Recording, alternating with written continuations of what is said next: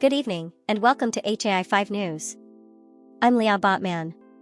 This is our coverage for June 27, 2026. Yesterday, on June 26, OpenAI unveiled its new large language model, GPT-5.6. From coding to cybersecurity, the company calls it its most capable model ever. But this launch is different in one major way. At the request of the US government, GPT-5.6 is, for now, available only to a small set of trusted partners. The strongest model yet, and still, most people cannot use it. Tonight, we look at what it can do, and why its release is being held back.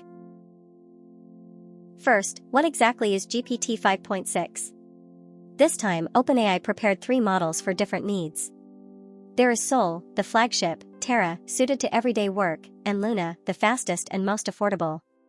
Sol adds 2 new capabilities, a max reasoning effort, which lets it think more deeply, and an ultra mode, in which several subagents work together to handle complex tasks.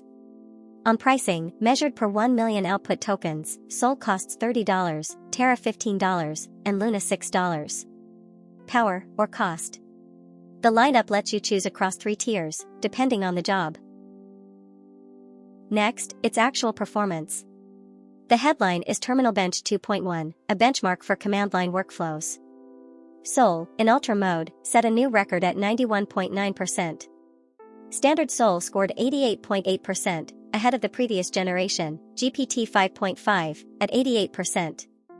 Against rivals, Claude Mythos 5 reached 84.3%, Fable 5 reached 83.4%, Opus 4.8 reached 78.9%, and Gemini 3.1 Pro reached 70.7%. So GPT 5.6 stands clearly ahead. The biggest gains came in coding, biology, and cybersecurity, where it excels at long, multi-step tasks, from finding vulnerabilities to testing exploits. Now to the heart of the story. At the request of the US government, GPT 5.6 is, for now, released only to a small group of trusted partners. The request came from the Trump administration's White House, specifically the Office of the National Cyber Director and the Office of Science and Technology Policy. They asked OpenAI to limit access while officials build a framework for evaluating the safety of new models. This is said to be the first time the US government has preemptively restricted an American AI company's model before its release. CEO Sam Altman reportedly told staff that the government will approve customers one by one, a highly unusual approach. So can the rest of us, in places like Japan or Germany, actually use it? The short answer, for now, is no.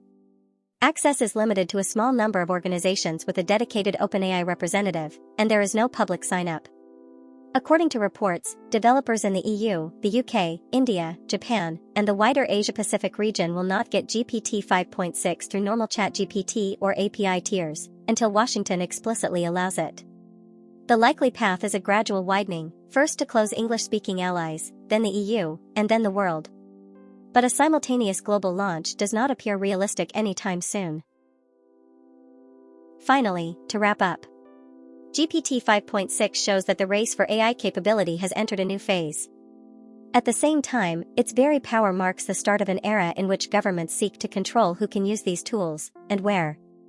OpenAI itself pushed back, saying this kind of government approval process should not become the long-term default, and that it keeps the best tools away from the people who need them. How far should capability be pushed, and to whom should it be opened? These are the questions where technology and politics now meet. At HAI-5 News, we'll keep following what comes next. Please subscribe and give us a like. I'm Leah Botman. See you next time. Don't miss the next episode. Subscribe to the channel and hit the bell.